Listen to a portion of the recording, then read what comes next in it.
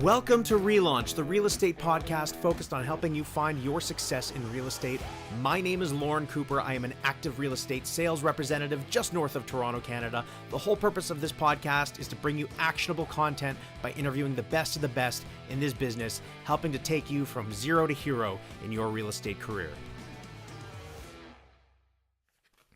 Welcome back, everyone, to another episode of RELaunch. The RELaunch Podcast is focused on helping people in the real estate industry in their first few years of the business, or maybe you've been plugging along and having a tough time and you want to take a new direction. You want to pick it up a notch. So we talk to the best of the best in the industry. And now I am definitely talking to one of the best, Mr. Chuck Charlton. Welcome to the show. Well, who might argue, right? Like that. Yeah. Why would I argue with that? How you doing, Lauren? I'm doing fantastic. How are you, my friend? Good, thank you. All right, so very Chuck, nice way to start the show. Keep going. I know. Oh, okay, I'll pile it on if you like. Right. Music connoisseur, comic book fan. We'll keep on going. In all seriousness, though, I think that a lot of times real estate agents don't know how to accept a compliment. They just go, "Oh, it's no problem. It was nothing." And I think it's a good skill to work on to say, "You're welcome. You know, it was my pleasure," to really acknowledge that because it's a gift, right? So when someone gives you a compliment, to properly say thank you. So thank you, Lauren. Oh, my pleasure. Thank you for being on the show and taking the time. You are known, along with your wife, Melissa, who was first on the podcast. She wanted me to rub that in. You and Melissa are well known for being pretty much an open book and sharing with a lot of the industry, whereas some people are a little bit closed book, old school mentality.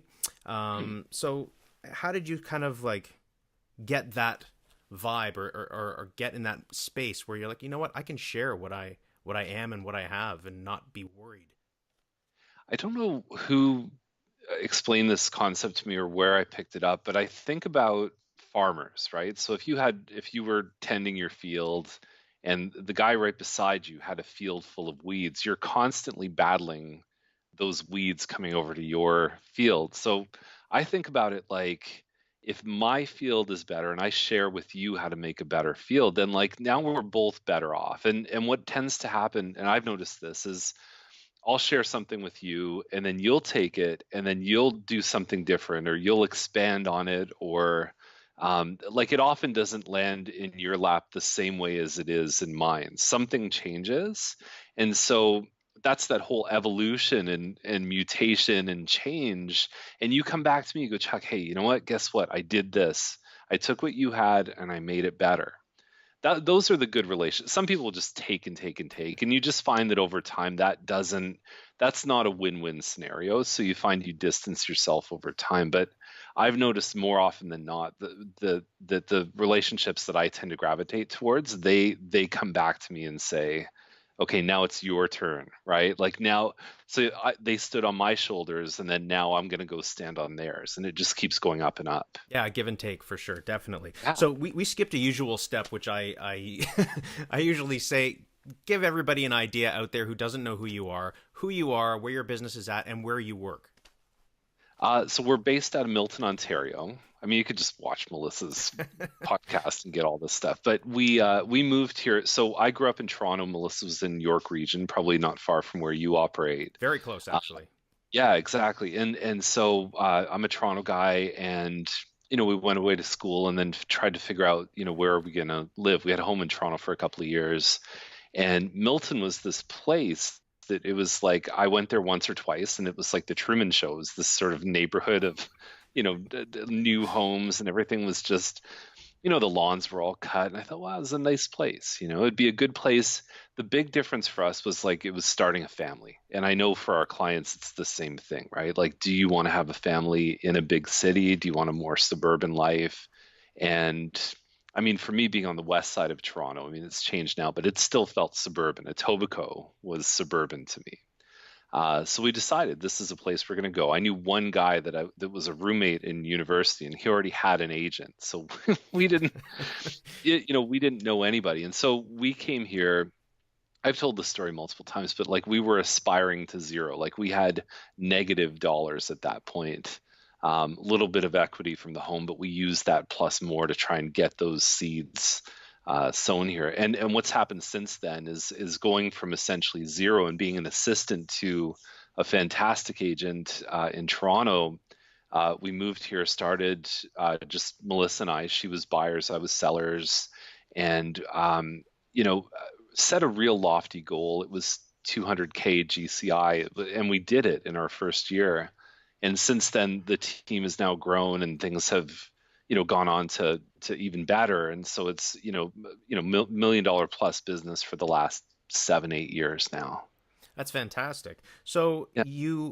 I sensing a common theme here when I talk to a lot of different people. There are a lot of couples that enter the real estate world together, and very often a very divided line between roles, right? And I'm sure that's the case in your business as it is now. But back then, you mentioned you basically took care of the listings and she was taking care of the buyers. Is that the case? Correct. Yeah, I think you have to. I think if you're just stepping on each other's toes, it's just not a good way of running a business. It's like, here, let's look at what you're naturally good at. What am I naturally good at? Where can those skills be applied in the business? And then sometimes it's like, now we've got to find outside help because neither one of us is the best in the world at stuffing envelopes, or it's just not, it doesn't make financial sense. Right, definitely. So I want to ask you a little bit about your background before you got into real estate. What were you up to?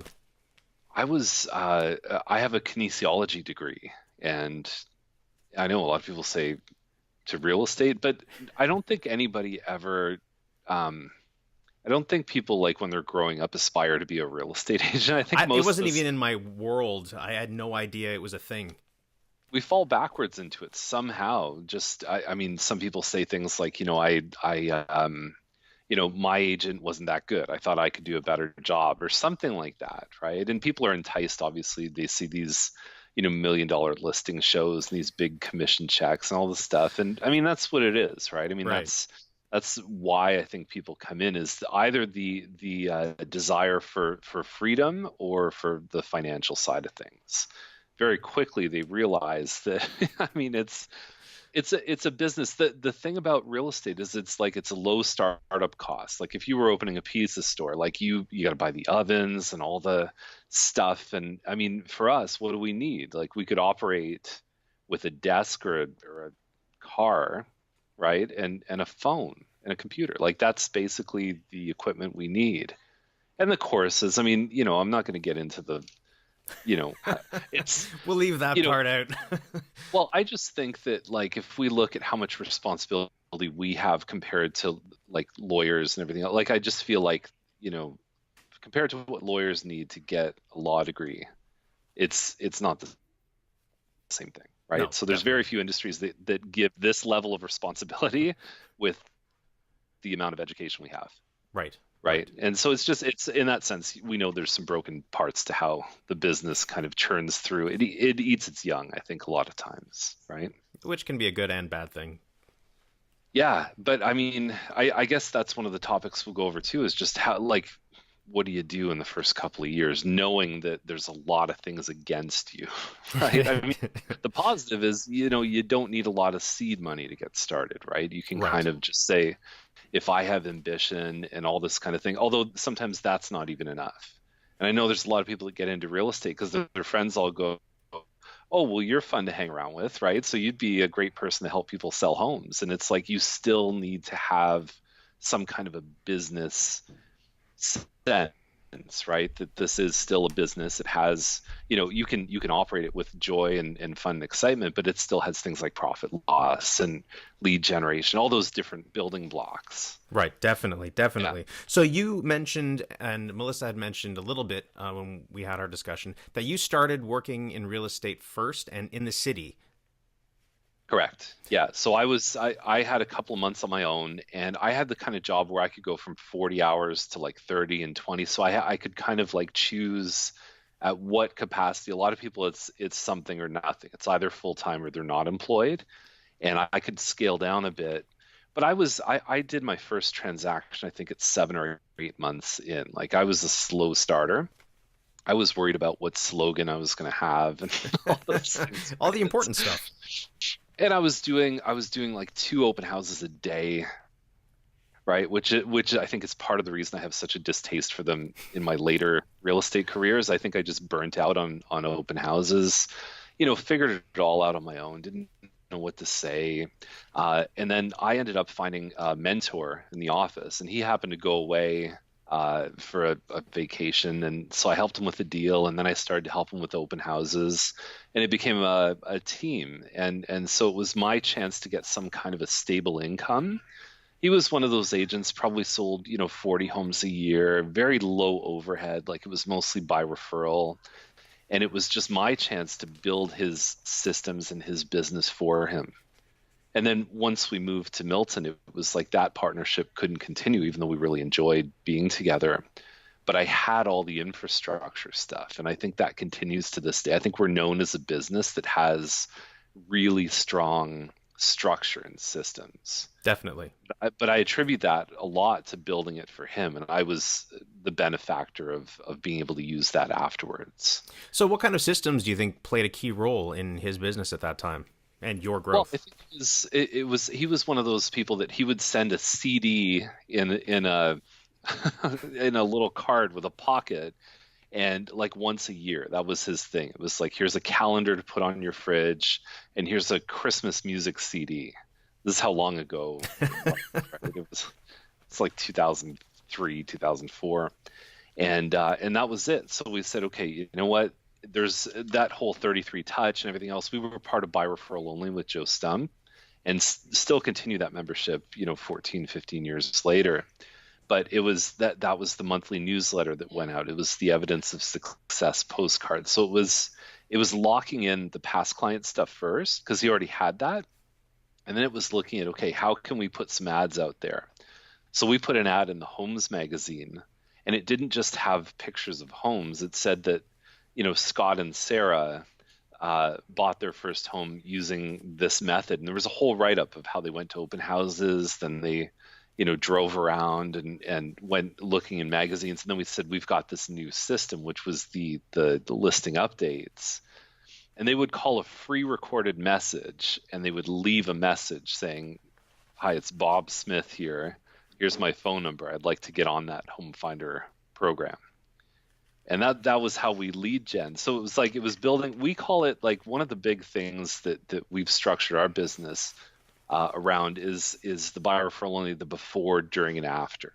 Right. Right. So your after is your relationships, your strategic business partners, those kind of things. Your before unit is the people you haven't met. It's your lead gen. And the during unit is your service delivery, right? It's your buyers and your sellers.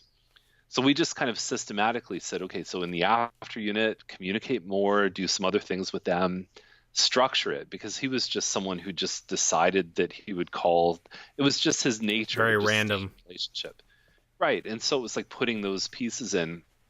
Before unit, a couple of new things we put in there. And then the during unit, the service delivery, I think the way that you think about that is to say, okay, when people are experiencing things in the transaction, so if they were like right after the offer's accepted, they start going, what's next? Okay, well, why don't we put a checklist together? Right? After the waiver comes in, the house is sold, what happens after that? Right? Explaining what the listing market is. So we used to have like an orchestration letter, right? Where it would actually have like, it was like letterhead that had like little music notes, and it said, this is how we're orchestrating your process, right? We're going to do this, we're going to do that. And just fun things too, because I think there's an information side, there's a relational side too. So there's things like, as you're packing, remember that it's the little things that matter. And we would just, we put in fragile stickers or something. So it's like we had these little anticipated moments within the transaction that we built. And they were designed for people to say, wow, that's really cool. They're referable moments in the process. And do you find that really did pay back in referrals and repeat business? Yeah, it did, for sure. Like the business grew, and then it grew again. And I mean, not doubling, but we definitely saw the effect of some of these changes. Fantastic. And some of them take a little time to roll out too. They don't just happen right away. That's it. It's a business that definitely takes some time to get off the ground, I find. I mean, unless you've got people ready and waiting for you when you get your license to transact with you, it takes a little bit of time to get it moving in the right direction. Yeah, the other thing is when you run a referral-based business, it's one of those things where there's a little bit of volatility there because it's like everyone could be happy with you, but no one's moving. So what I find is when you add the new business side, it creates some stability. It's not so like this. It just smooths the edges a little bit. Definitely, Right. because you So don't if you know when those referrals are coming in.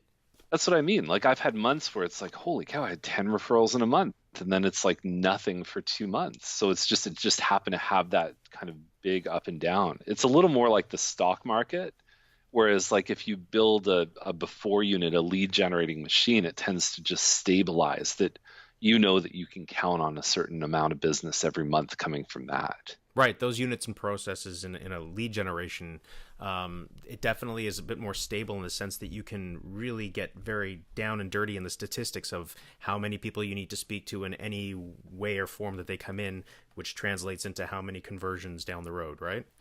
Yeah, well, ideally, your before unit, your lead generating is like a vending machine. Like Dean Jackson's my mentor, and he always explained it like this: is that most agents have, it's like a slot machine, right? They put the money, they go, I hope this works, right?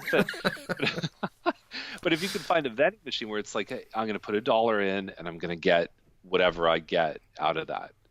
Ideally, it's 5 or 10 times that dollar. Like, how cool would it be if you put $1 in and got 5 or 10 back? Reliably, that would be the key, right? Yeah, Yeah, but definitely. that's a good stable business, and they're out there, and people are doing that in real estate and also outside of real estate. Do you think it's getting a little bit more complicated? And I'll give you an example. So, the Dean Jackson system with sending out the postcards, that definitely worked for you and has worked for several people out there for sure. Now, do you think that would work in a more rural setting or a more sophisticated, if you will, clientele? I think it could. I think there's people forget that the mailbox, it's almost like the mailbox is less cluttered now than it used to be, right? And I think that there's the physical proof. You can do things with the postcard that you can't do with a sponsored Facebook ad or an email, right? Like you can put that postcard on the fridge, and it's you know what I mean, versus an email just tends to sink down in the inbox or it gets deleted or just there's so much. I think there's definitely more flying at us, and that'll continue, as we move to the future. But there's still a place for the physical mail. Even our past clients still get newsletters physically because I believe that when there's a stamp on it, right, like it shows that we cared about you, that we thought about you. Open it up. You can leave it in the bathroom, right? So instead of on your phone, you go, oh, there's the newsletter, right? Let me go check that out. And I find So even in that respect, with a physical newsletter, which I send as well, I find even if it ends up in the garbage, which half the time it probably will go from the mailbox to the garbage, they'll see your face, and it's just an extra reminder for you to be there. And every now and then they'll pick it up and read it. yeah, I mean, you have to remember that people move what every once every 7 years or something like that on average. So if Hmm. you make your real estate newsletter all about facts and figures and the market, most people don't care. So we try and have we have contests. We've got some fun things that we incorporate in that newsletter, Okay. just because we know that people are probably not likely to move. Right. But there's Exactly. also ways that you can get them to kind of be programmed to, okay, like the next time you see a first time buyer, here's something you can share with them. So there's a way to orchestrate those referral moments as well. You see, you're reading my mind because that was the question I was going to ask you. How is it that you are orchestrating those moments? I'm sure you have a plan in place, knowing you and how your mind works. So, Yeah, what is it that you do? we've never, I mean, we have the structure with, the everything going out, and we've got client parties, and there's events that we do where we would like take the whole team and we'd say, okay, we're going to go to 500 people today. Like we're going to go drive around and deliver stuff to them. Um, but I've never been the kind of person who calls every 90 days or every 120 days. It's just not something I ever sort of saw as a big opportunity or something I particularly enjoyed doing. I mean, some people swear by it. Right.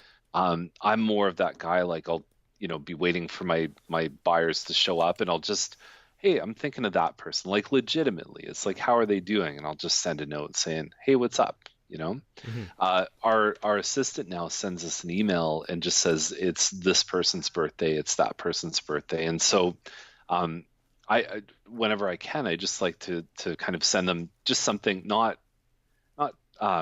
systematic, like just reading that and going, oh, I'm gonna text or email or very rarely call them, but just say happy birthday, hope you have a great day. Because like the baseline now is like, oh, someone just writes something on Facebook, and some of them are so lazy they go like HBD, Yeah, right? Like exactly. thanks, like you did, sorry you couldn't type that out in full, that your day was so, but like there's levels to it. Like I think on my birthday, like I might get 400 people. I'm not saying that to brag, but like that's it's, and you try and acknowledge every one of those people too, right? But then I might have had how many, maybe 10 people texted me, right? And then it's like a couple emails, and like my mom called, Right. right? So, right? Thanks, Or Mom. like, or maybe I got 3 or 4 cards in the mail. But like if you look at that, that's kind of the ratio, right? So it's like, and I look at the people who sent me a card and I thought, wow, that's like 100 times more special to me than a Facebook message. I Yes, because it still takes that little bit of effort and it doesn't cost, a whole bunch of money. yeah, I still appreciate the Facebook message. I do, and it's like, wow, that person thought of me. It's still nice. But to put that card in the envelope, but I know there's send out cards. I understand, right? Like I understand how the world works. But like even then, if somebody hand wrote a card versus something like a font based thing through send out cards, Right. it's more, Yes, it's a right? big deal. And I rarely share insights into my own business because I appreciate the experience and expertise of those that I'm interviewing, but I'll share this little tidbit. So this year in my business, what I did was I decided to do that exact thing. Whereas I did a short handwritten note for everybody's birthday that I've transacted with ever, just people in my sphere, and sent just a small little gift card to Starbucks. Right. It's not a big expense. It's But just have a coffee on me, have an ice cream, whatever it is, right? exactly. And that Yeah. small thing, because like you said, how many people actually get real mail in the mailbox that's not a bill, right? And Right. that's addressed to them and it says, Happy birthday, was thinking of you. Hope you have a great day. And here's a free coffee or whatever it is. I think there's a big opportunity for mailbox excitement. Like I know a mortgage agent who sends out this little package for his clients, and it looks like a dynamite stick. Like it's actually a red, That sounds like safe. almost like a paper towel roll. Like it's that big, and but that's exciting. It has a little string on the end. It's like you pull the string, and but that's fun, right? It's Like fun. It could go that's, very badly depending on the person watching the mail that day. But yeah, no, that's exciting. but it's just a different experience than like an email, right? Like and Definitely. I mean, email's starting to become more engaging now with, you could make things move around in email, but Or it's video nothing like, email with Bomb Bomb where you send an actual message where you're speaking. There's a little bit more of a personal touch there than maybe a written message. for sure. I have a friend who got an email from Tony Robbins, like an actual, like legit. Tony didn't type the email. He actually recorded an audio file and attached it to the email. That's very cool. I'm sure they Yeah. loved that and they'll never stop talking about it. I still play it. He sent it to me. I play it. I show people. I say, this is Tony Robbins, right? So it's just because, and I mean, it's 7% of it is the words you speak, and 33% is your intonation. Something like 50 or 60% is body language too, right? So it's just the video gives you more of a chance to allow those other, emotives to happen. Right, exactly. I agree with you Yeah. 100%. So, taking a few steps backwards in your first couple of years when you were starting out with Melissa in your new area, Yes. what were the first few things that you blocked out as we have no sphere here, we have no real big budget? What did you do to get things off the ground? I don't even think either one of us had like some people have previous like business contacts and oh well we're gonna add 100 people we knew. We're like, yeah, we don't have that, right? We got like a handful of friends that probably don't trust us at this point because we're new. So it was all lead gen stuff. So we tried to look at what would we want. We really tried to kind of reverse engineer, and we had one of Dean's programs, Getting Listings, was a big help for us. But back then, it was like the internet. There was nothing, right? Like it was like Google ads, no one's doing them, especially in this town of Milton that was 50,000 people. And it's like the internet was a big opportunity for us back then, right? So it was the internet, it was the postcard, but it was just trying to assemble as many people as we could. So that postcard went out. The first postcard was 730 people in this neighborhood in an area that turned over at 17%, which means like Wow. 130 of those people. I've never seen it before in my life, but that's Milton. It was young people moving here. The homes were going up in value. It was like this stay for 2 years and then sell it kind of thing. And so huge opportunity there. So we put the postcard in that neighborhood. I think we got 60 replies. So it's like now we got a database of 60 people, right? And then we expanded a bit more. So we went, I think the next one was 1,600 people, including the original 700 plus another 900. Got 100 responses there. So right away, we were putting these packages together. Okay, here's your welcome package, and it was on and on and on. So within 6 months, we had, I think we had like 350 people on that list. Wow, that's fantastic. And it was right, and it was just sending things that we thought would be helpful for them as sellers. And out of the first 100 people that did that, getting listings, we were number one. We were the first ones to get a listing and to sell it, which started a lot of the conversations with Dean. But that was it. It wasn't after you. It was just pure, just trying to get. You're either spending time or money, right? So we really just kind of invested that money in the postage and everything else, stayed in touch, and there's still people. I've met 5 people this year that we attracted in that first year from the postcard. Wow, that just reached out for the first time. Yeah, it's like great, or like I may have had conversations with them and it's like, okay, it's not the right time or whatever else, but the vines continue to bear fruit. Well, that's years amazing. later, if you communicate well with them. Definitely. So yes, that was definitely a different time back then in terms of access to information for the consumer and onwards. And that turnover rate is unbelievable. I never heard of an area with that kind of turnover rate. So wow, that's amazing. But even the response rates was crazy. If you look at like direct mail, what's the usual response rate is 1 or 2%, I think, right? Maybe 3. And we were getting from 700 homes, 60. We were getting like 8%, and then 1,600 had 100. So yeah, it was just we really found that hungry crowd. I think that's the thing with marketing, right? If you can, like the example, Gary Halbert's a guy who does a lot of he was a brilliant teacher of direct response marketing. He's no longer with us, but he said, what's the most important thing to, with a product? People think, oh, you need to have the tastiest food or, whatever else. You need to have this kind of unique angle. But Gary said that the most important thing to have is a hungry audience, right? Because it's like, so imagine this. So you're leaving the nightclub. It's 2 a.m. You were dancing all night. You were playing guitar all night, right? And having a great time. You get out of the nightclub. You're hungry. There's one hot dog vendor there. What do you think happens? Do they need the tastiest hot dogs, right? Do they need all the fancy toppings? I mean, their buns don't even need to be fresh because they've got a starving crowd that's ready for what they have. So that to me is the most important part of any marketing initiative.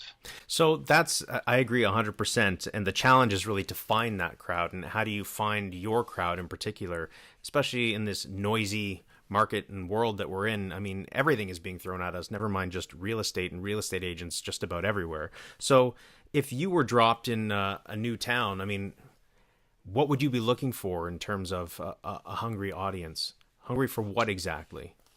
I think the solution is probably, and it's funny because we're going through business planning right now, and I think a lot of the initiatives we've had has, especially over the last few years, has been to kind of go big, like to kind of treat the town of Milton as one audience. And it's like, I think the solution is to narrow down, right? Like the McQueenie method kind of thing, where it's like, I'm going to be a hero to seniors, or I'm going to be the condo specialist or something like that. So I think that a lot of it is dominate one slice of the market.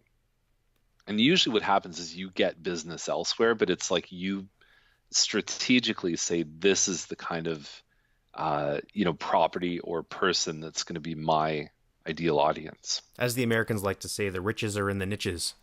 Well, it is. It's like most of us try and be like, I think the expression is mile wide and inch deep. So it's like we try and kind of be the Southern Ontario specialist versus saying, mile deep and an inch wide. It's like we have everything for that specific investor, whatever it is, right? Whatever your crowd is. So you have to find, I think it might be worthwhile for people just starting out to really spend some time and think about who it is that they want to attract in their business. And that usually comes with a little bit of experience in working with different types of people along the way. You figure out, that wasn't really for me. Maybe this one is. Yeah, I mean, the obvious choice is first-time buyers, right? Because it's like they just need someone there who's gonna, you know what I mean? Like they just want anything. Let's be honest. I mean, they just don't want they want to kind of feel like they're somewhat aware of what's going on, that they're a little educated. Yeah, I would say like at some point, every one of us was the worst possible choice to be in it. You know what I mean? Like your first client, you could argue that you were like the worst possible choice for them to make. But being the lesson there is like sometimes just being there is enough, right? It's the right place, right time, and like even just coming in with the right intention. I think people would just say, "Yeah, sure, Chuck. Like I'll let you help me." Right. Right, exactly. Like, and you gain that are experience. You sure about that? I mean, now I come from a different place, selling probably more than 1,000 homes. It's like, okay, look, I know what I'm doing. Like there's not much that'll, that I haven't seen. Right. And when you're coming into the business, it's a great way and a great excuse to maybe latch on to someone's experience, some sort of mentorship, find some mentorship and leverage off of that. Yeah, I mean, just to finish up what I was saying before is that I think that the scary part about choosing a niche is that you think that that's going to sort of it's going to eliminate the opportunity of everyone else. Right. But that's not what happens, right? Like in practice, it's like just because you point the target at something doesn't mean that this doesn't come. But what you'll find is what you move towards moves towards you, kind of thing, right? Like in life, that's a truism. So it's the same thing with how you generate your business too, right? Yeah, definitely. And it also, it's like I find this too, like nice people know other nice people, right? So if you start going, this is the kind of client I want, then you'll notice that starts coming to you, but then all their friends tend to be the same as them. Right, or similar, and usually in a similar time in their life, and so their circles or their cycles, their real estate buying cycles kind of match. First-time buyers know other first-time buyers, right? It's just that's the way it is. Definitely. Fantastic. Yeah.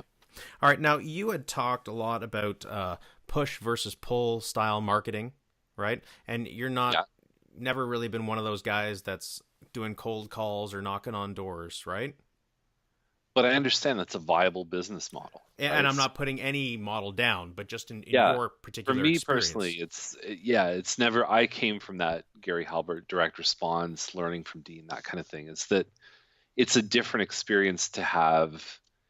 I think I should probably get Dean on one of these calls because I keep talking about all the lessons I've learned. I just talked to him this morning, but I mean, he's such a brilliant guy. And you know what? Dean has a podcast as well. Let's promote that for him. Yeah, Listing Agent Lifestyle. He's got More Cheese, Less Whiskers. I Love Marketing. There's some brilliant stuff there. So shout out to Dean. I like the example he used with getting listings where he said, if you have a group of 500 people, imagine that as like homeowners, right? 500 homeowners. You have a choice about whether or not you could go to every one of those 500 homeowners and like talk to them and give them a business card, or you could stand at the front of the room and then you'd get an envelope that said, these are the 15 people that are likely to move this year. Right. And I always thought about that. Like if I was going to, I just think like on the quality scale, it's like you've got cold calls and you've got like kind of like that. They're just random like phone book kind of things. It's just maybe they're moving, maybe they're not. The numbers on that I think are less than 1%. And on the other end is like a referral call, right? So you get a call from a past client saying, hey, my brother's looking to move.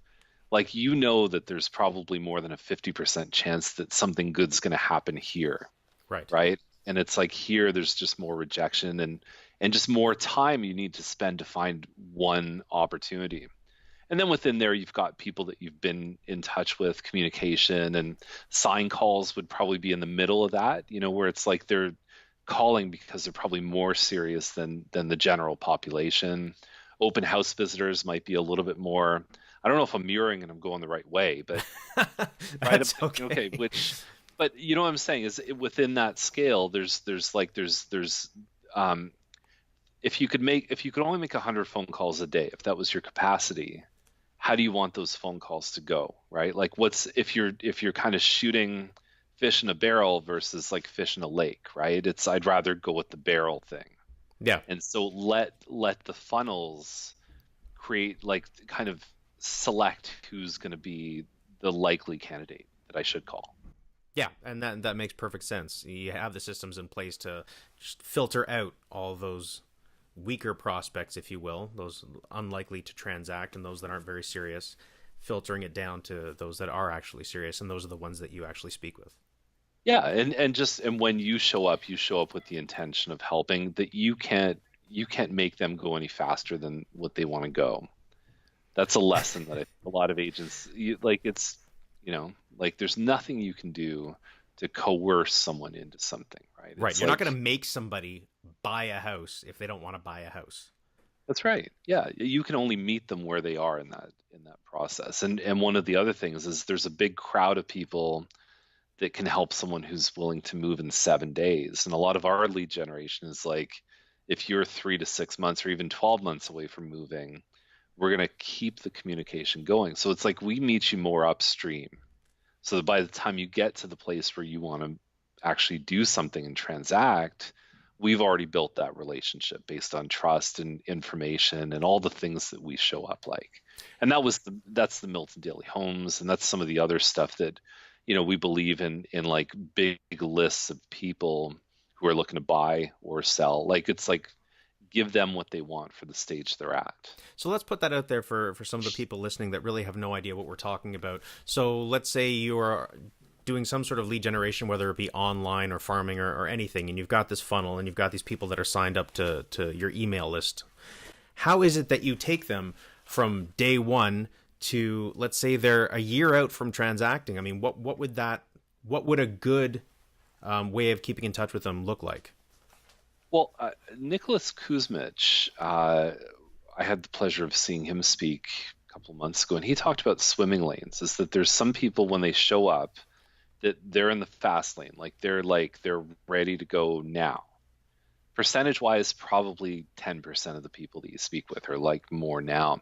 And then you have the medium swimming lane, right? And then you have the slow lane where these people are gathering information.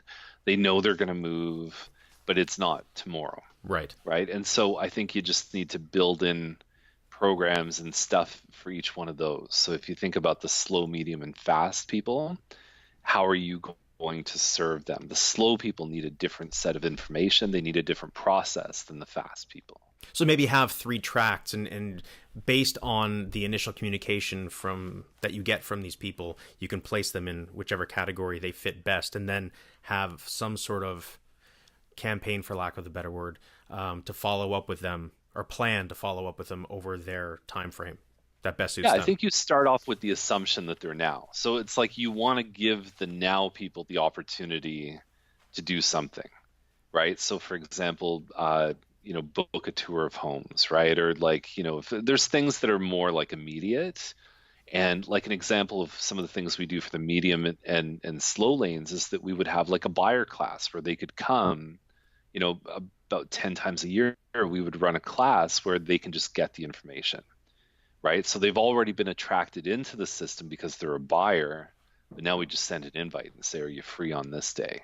And you do that physically in person or over like a webinar? We still do it in person. I mean, we've thought about recording it, splitting it up into little pieces and videos and webinars, but for now, in person works.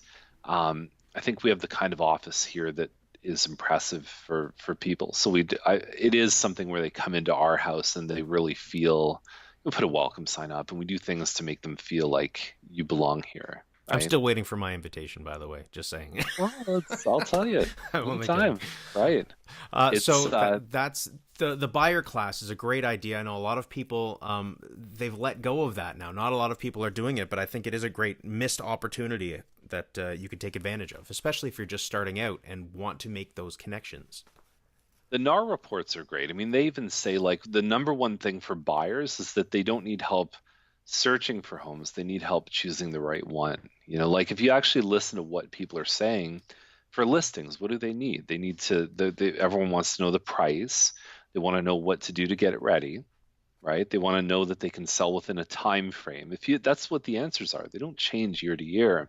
And so like you just need to kind of build in answers to those questions. So maybe it's booking a phone call. Phone calls are a little bit threatening, but could you have a report? Could you have something that like to meet them at the stage that they're at? So a phone call would be more appropriate for the fast people. They're just like, I really want to do this.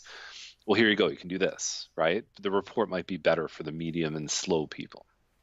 And that's something that you would email or maybe Yeah, call just them have up. it out there, right? I mean, that's whether it's lead generation or lead conversion, you need to look at like what's the motive here? Like like lead generation is really just about saying, okay, so this person, this stranger who sees this Facebook ad or whatever else, Google ad or postcard, they're looking at that saying, I want that information. So you got to get that first. You got to have enough value that they would go, oh, that seems good.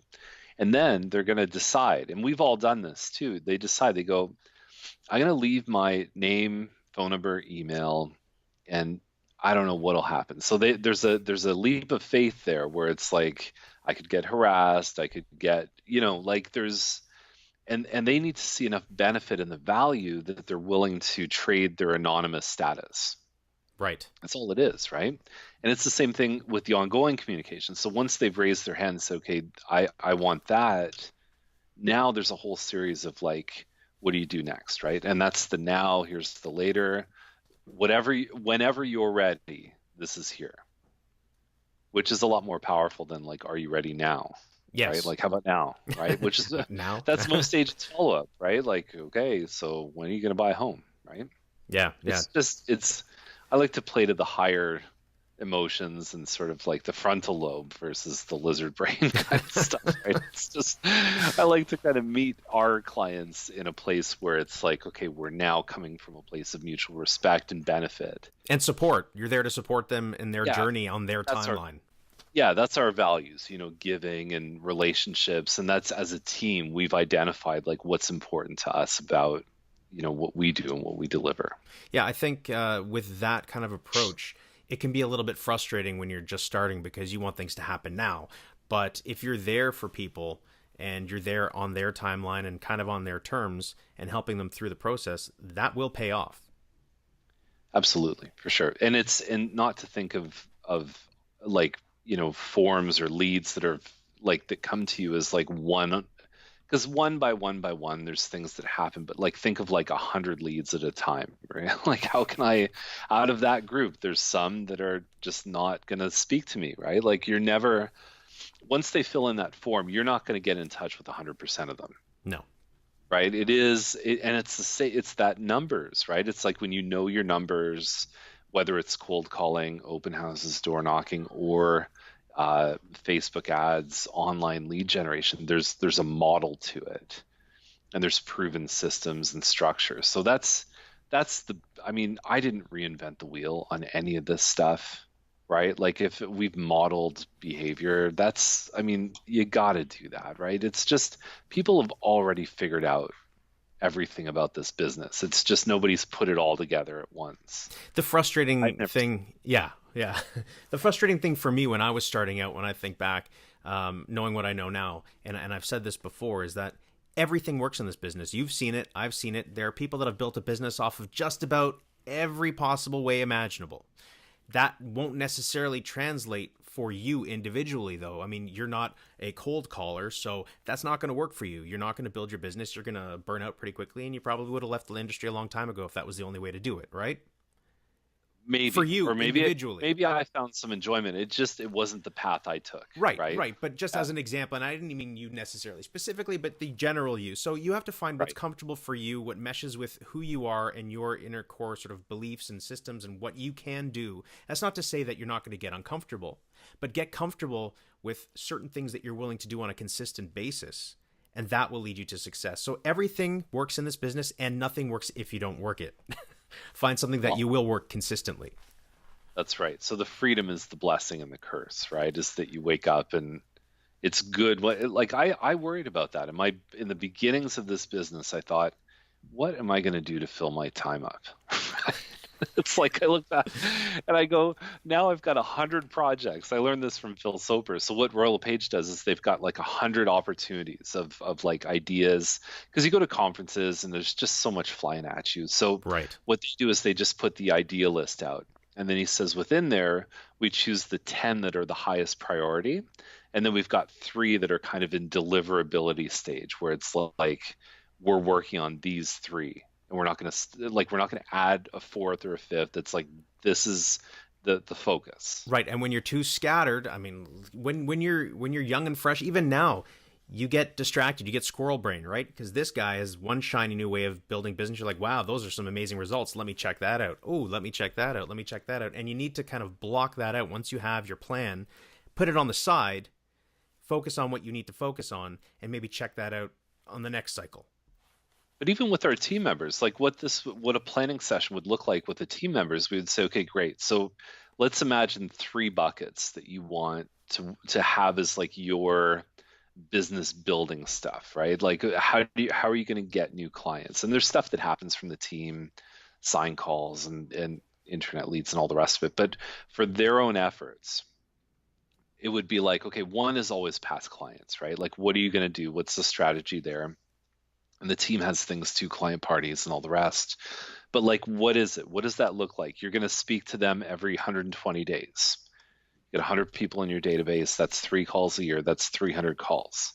What's the average length of time per call? And you just say, okay, in a calendar, you're going to need, 60 minutes a week. We're going to call it the hour of power.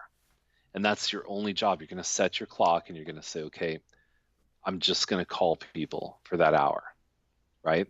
And then door knocking is another one. Right. So it's like my understanding about door knocking is like once in every, I think 6 or 7 doors, someone's going to answer. And a certain number of people out of those are going to be interested in what you have to offer. They'd be considered a lead. Right. So say another 1 in 7. So you need to knock on 50 doors to get like 1 lead. How long does it take to knock on 50 doors? An hour. So you get a lead an hour.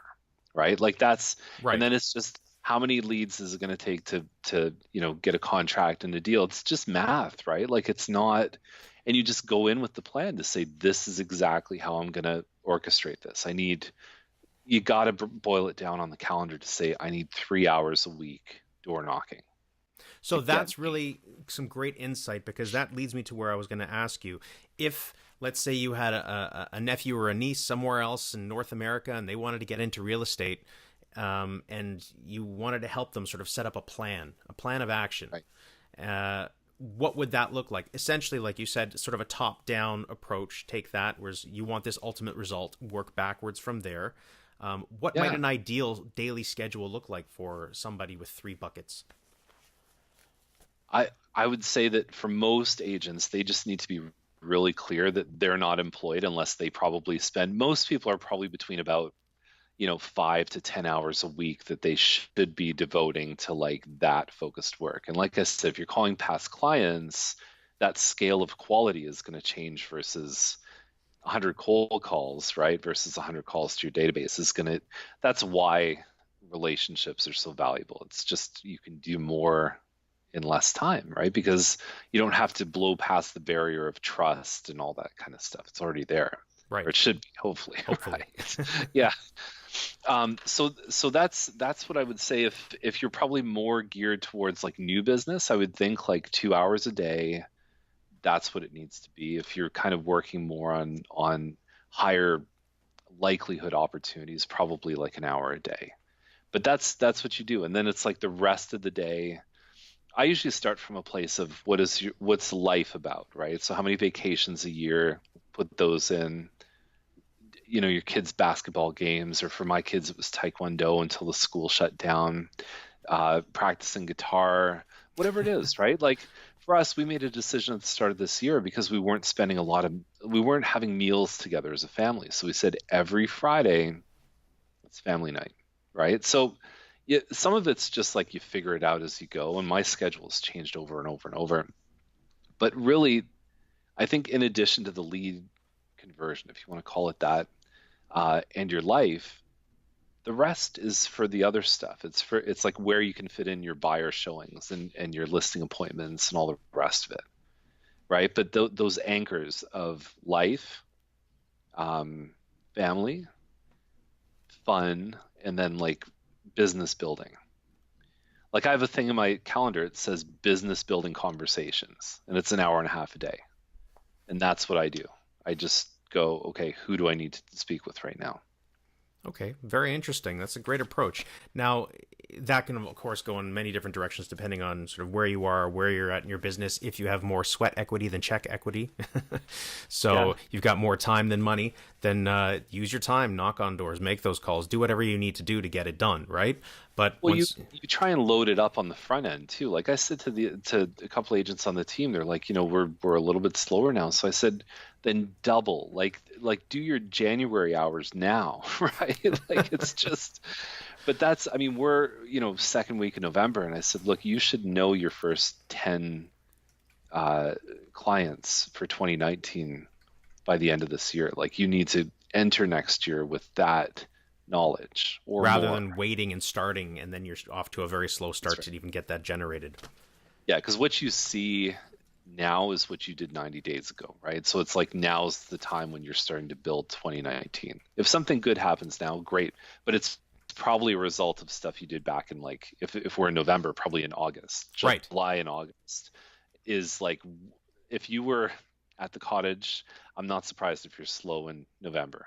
Yeah, you've got that incubation period. If you're not working, then that's going to catch up with you, like you said, about 90 days in the future. But you just know that. You just say, okay, that's how I'm going to plan my business. Right? Definitely. Fantastic. Yeah. Now, I have a couple quick questions for you before we end. Let me throw this out there. Do you remember how we met? It was at Rebar Camp, wasn't it? No. Actual... Physically, yes. But how we actually met for the first time was I basically cyber-stalked you. Okay. As being somebody that I could hopefully reach out to and get some advice from when I was just starting and in panic mode. And you were gracious enough to answer the phone.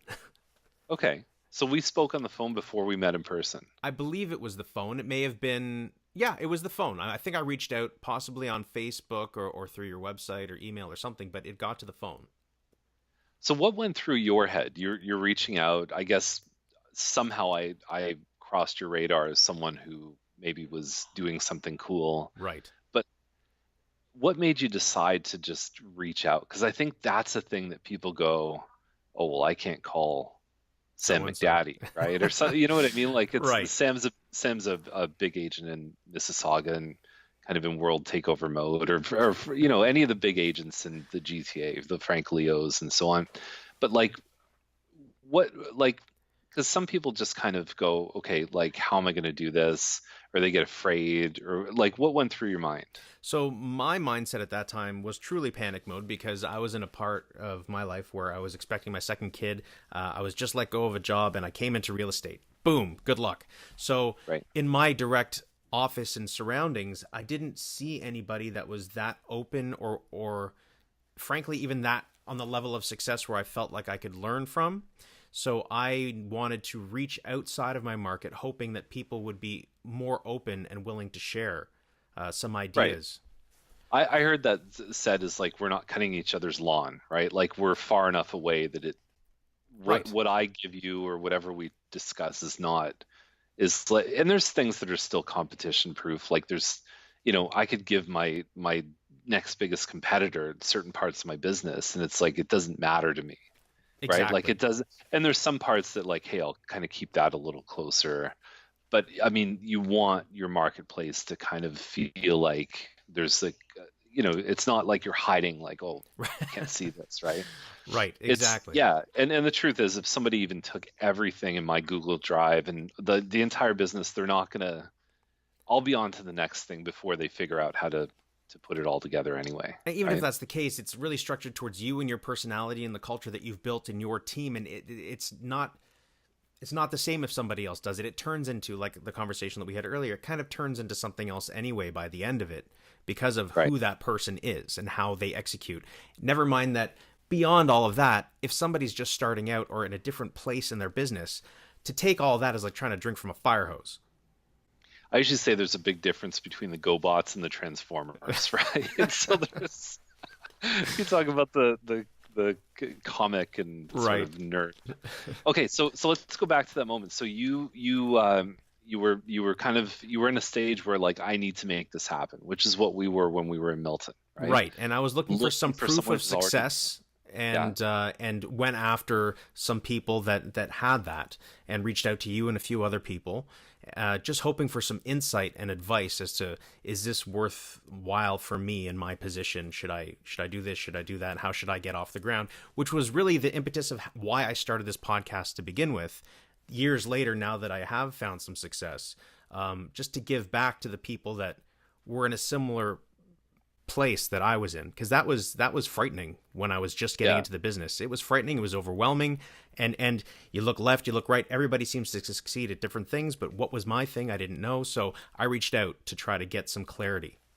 And for the most part, were those people receptive? Were they willing to help? For the most part, Yeah, yes. I mean, you're not going to get 100% of anything, but I would say probably 80% of those people you reached out to, even though they might have seemed like this sort of authority or like, oh, they're doing stuff, most of them are just like, yeah, cool. Yeah, I Because mean, we all started in a place where it's like we were like everyone started somewhere, right? Like you don't just go definitely. to like 100 transactions like from like everyone starts at zero. We all have the same starting place. Right, exactly. And like you Yeah. said, most of the people are pretty down to earth. In general, in life, people are approachable. There are always going to be the ones that are not, and good for them. Do your own thing. I can move on to the next. Right. Yeah, I agree. And those people are probably the same people that just kind of figured things out on their own. I like to collaborate and kind of figure out. I don't like to reinvent that wheel. Okay, so So, what did we talk about? Let's. just to It's like my summarize, wife says, "Okay, what was our first date like?" And I go, "I don't know." I don't I don't- remember. All right. So from this conversation, what is it that you can sort of summarize for the people out there that have been feeling overwhelmed and are having a rough start, not really sure where to go? We've talked about thinking of a top down approach overall. What is your goal? Break it down. Don't think about $1 million. I like to think if you can cross your first $100,000 in this business, you're comfortable, you can take care of yourself, and you can build from there. And it's a much more realistic, if you will, goal to sort of start at. How do you make your first $100,000, if that's what it is, or 10 transactions or 20 transactions? Break it down to activities, per month, per week, per day, and have an Right. actionable plan that you can do every day, that you can follow every day to get to that place. Yeah, I mean, for me, I've started about 8 months ago. I started putting everything in my calendar, right? Like it doesn't matter if I goofed off or if I called this person, I would put every half hour, I would say, this is what I did. And so one day I may not be here anymore, and someone could look back and say, this is Chuck's life, right? So it's like, I think that really understanding where your time goes is a big thing. So it's like now I turned 41 and it's like, I got to lose some weight. So my Fitness Pal is the app on my phone where I record Everything everything you that eat. goes in my mouth. And it's like, and it's the same as the calendar. It's like, I'm going to put every place that I am. If I drove to a certain client, it took me half hour, put that in. You start to see where your time goes. And how But that on pays off when you look Yeah, back. and that's just Google Calendar. And I just set recurring things that, every morning between 10:30 and 12 is when I do my business building conversations, right? I've got the Milton Daily Homes emails that go out. I've got my team meetings weekly. And so if you looked at my calendar like every week, it would have probably 15 to 20 hours accounted for. And the rest is just like it's designed to, whether it's transactions, whatever my goal is it's like the spillover is going to happen in the gaps. Right. But my family knows every Friday we're going to have dinner together. Yeah. Right? Well, you have those important moments blocked in first, right? It is for sure. So when you're saying thematically, what was this kind of conversation about? I think it's really just kind of finding the model, finding the person who's maybe like, you just need to know the numbers for door knocking, right? Like, or whatever it is. You just need to say, this is the business model. If you want to do 10 transactions, there's a process and there's a number on the front end that says this is how many doors it's going to take to do 10 deals. And it's out there. That information is out there because people have done it. Yeah, anything like past clients. If you do the 33 touch through Keller Williams, then it's going to give you this much business for every 100 people in your past clients. And so there's all these models. I mean, the Gary Keller's Red Book is obviously a big sort of thread throughout my career, is that you could read it and then 2 years later read it, get something totally different from it. The $1 Million Agent is what it's called, right? Yeah, Millionaire Real Estate Agent. Millionaire Real Estate, yeah. But like, I like the way he even addresses the stages, right? It's like, think $1 million first. So even though you said like aim for 100,000, you want to think about $1 million. So even that affects the way you name your business. Our business is named the Charlton Advantage. It's not the Chuck and Melissa team, and that was by design, because like Dave Thomas doesn't serve you burgers at Wendy's.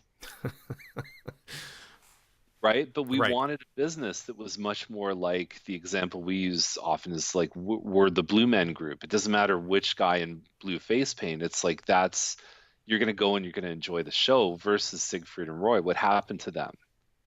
Like, they got mauled by a tiger and then they were out of business. Right. There's like 100 people that lost their job and everything else. And it's like with the Blue Men, it's like, just, okay, if someone's sick, we'll just put another guy that's trained in blue face paint.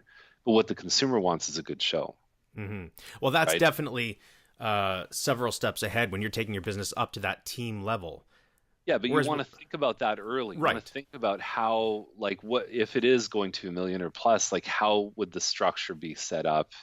That's why you start kind of building. I know a lot of agents that like they were really good at the sales part, and they're backfilling on systems and structure. It's like, my business is, doing almost $1 million, but like I don't, like, it's chaos, right? So you go, okay, like that, it just means that you've just got to do things in a different way. And I always think it's hard to like hand the wheel over when you're driving on the Autobahn. Like you're already blazing through, and now you've got to try and like figure out, okay, this person's going to help me build this. That's the nice thing about, we had some structure, but it was still using models. We didn't build that with Lou from scratch. It was just like, okay, by referral says to do it, let's do it, right? Fantastic. And I know coaching has been a big part of your growth throughout the throughout the years as well. So that's definitely something you would recommend to people if and when they can make it and afford it. It's a great investment. My first broker, Ralph Nardi, said to me, he goes, Chuck, look, when I first met you, I thought you were kind of dumb looking. Yeah, at least he was being honest, I guess. I don't know. Most people that say that, they'd get clocked for saying that. But Ralph was just such a charming guy, and love Ralph. But he said to me, he goes, but what you did is you just watched, right? You paid attention with everything. Like, you kept that student curiosity and just figured out your lane and just kind of went for it, and were patient. And that's really the secret of what we did. We tried to latch ourselves onto coaches that were really specialists around things. When we started growing our team, Kathleen Black, huge influence. Now we're tending to think of the business a little bit more like a CEO would. So Ken Goodfellow is the best in the world for that kind of coaching, right? So it's like we've tried to get people who like have already done it. Right. By referral only. We knew we wanted a values-based, referral-based business that also was bringing in new opportunities as well, because that's all we had. We didn't have a database, right? It was like, we'll move to Milton. We don't know anyone. We're broke. That sounds perfect. Right?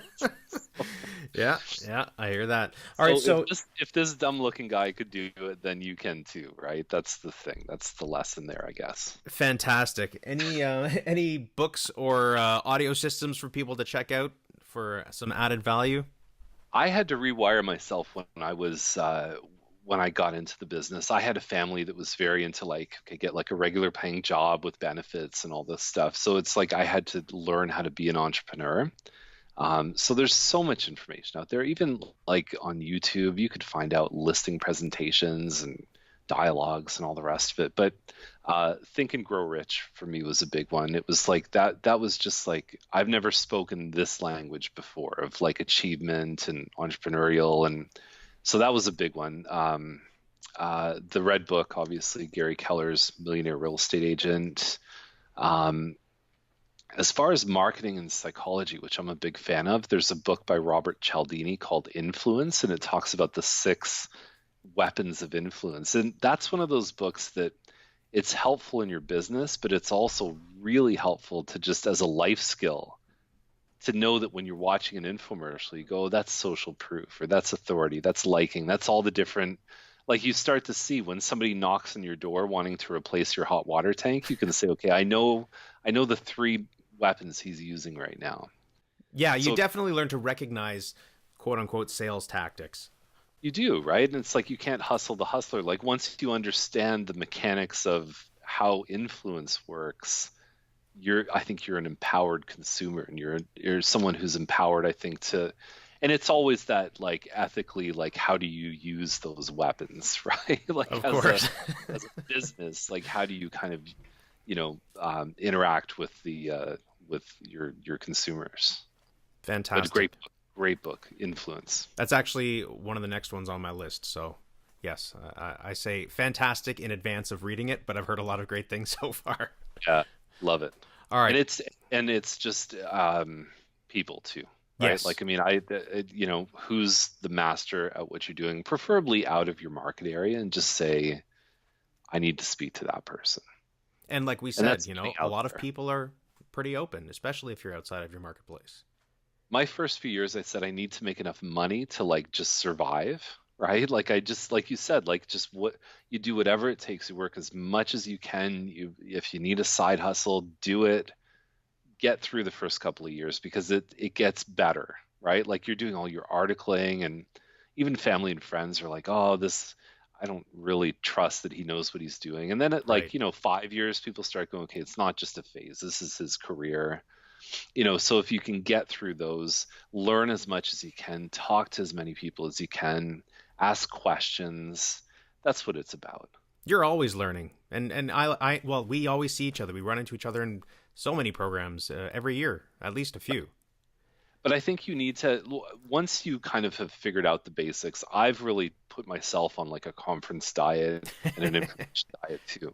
Because those 100 things that are there, it's like, I don't need 101. I don't need a new idea, because I know that there's things that just need to happen. So right. Part of it is giving yourself permission to say, you know what, instead of 2 days at a conference, what if I locked myself in a room and like really got this off the ground?